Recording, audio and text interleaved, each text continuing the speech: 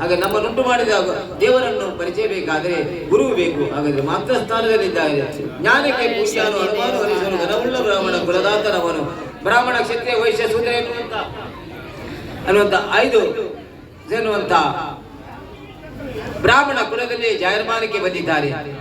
ದೇವರಿಂದ ಸೃಷ್ಟಿಯಾಗಿರ್ತಕ್ಕಂಥ ಪ್ರತಿಯೊಂದು ವಸ್ತುಗಳು ನಾಶವಾಗಲೇಬೇಕು. ಕಣ್ಣಿಗೆ ಕಾಣುವಂತಹ ಪ್ರತಿಯೊಂದು ವಸ್ತುಗಳು ಕಣ್ಮರೆ ಆಗಲೇಬೇಕು. ಆದರೆ ಈ 33 ಹುಟ್ಟಿದ ಮನುಷ್ಯ ಸಾಯಲೇಬೇಕು. ಆದರೆ 33 ಕೋಟಿಗಳು ಹುಟ್ಟಿದ್ದಾರೆ, ಅವರಿಗೆ ಸ್ಮರಣೆ ಎನ್ನುವಂತಹದ್ದು ಇಲ್ಲ.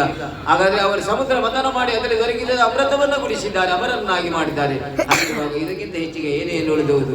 ಹಾಗಾದರೆ ಗುರು ಬ್ರಹ್ಮ, ಗುರು ವಿಷ್ಣು, ಗುರುದೇವ ಮಹೇಶ್ವರ, ಗುರುಗಿಂತ ಮಿಗಿಲಾದ ದೇವರೇ ಮತ್ತೊಬ್ಬರಿಲ್ಲ. ಇವರೇ ಶ್ರೇಷ್ಠ, ಇವರನ್ನು ಪೂಜಿಸುವ ಆರಿಸಿಯನ್ನು ಕುಳಿತುಕೊಳ್ಳುವಂಥ ಸಂದರ್ಭದಲ್ಲಿ ಈಗ ಶುಕ್ರನ ಮಹಿಮೆಯನ್ನು ಹೇಳುವುದಕ್ಕೆ 6ನೇ ಪಂಡಿತರಲ್ಲಿ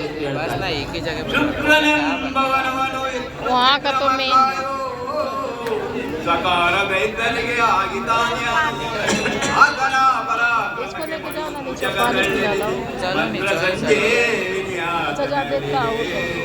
अवन बलिदा नगर काय मनवत देगा क्या पता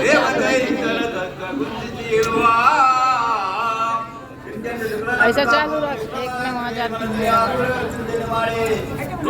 नहीं जाने दे रहे, उधर जाने नहीं दे, उधर भी वीडियो बन रहे हो।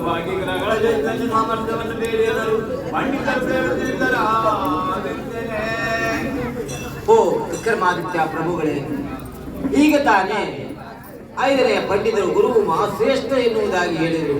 ಇವರಿಗಿಂತ ಮಿಗಿಲಾದ ಗುರುವೆ ಮತ್ತೊಬ್ಬರಿಲ್ಲ ಎನ್ನುವುದಾಗಿ. ಹಾಗಾದ್ರೆ ಮತ್ತೊಬ್ಬರು ಗುರು ಇದ್ದಾರೆ, ಅವರೇ ಶುಕ್ರಾಚಾರ್ಯರು. ಅವರು ಹೇಳ್ತೇನೆ ಎನ್ನುವುದಾಗಿ ಕೇಳ್ತಾ ಇದ್ದಾರೆ. 33 ಕೋಟಿ ದೇವತೆಗಳಿಗೆ ಗುರು ಬೃಹಸ್ಪತಿ ಎನಿಸಿಕೊಂಡಿದ್ದಾರೆ.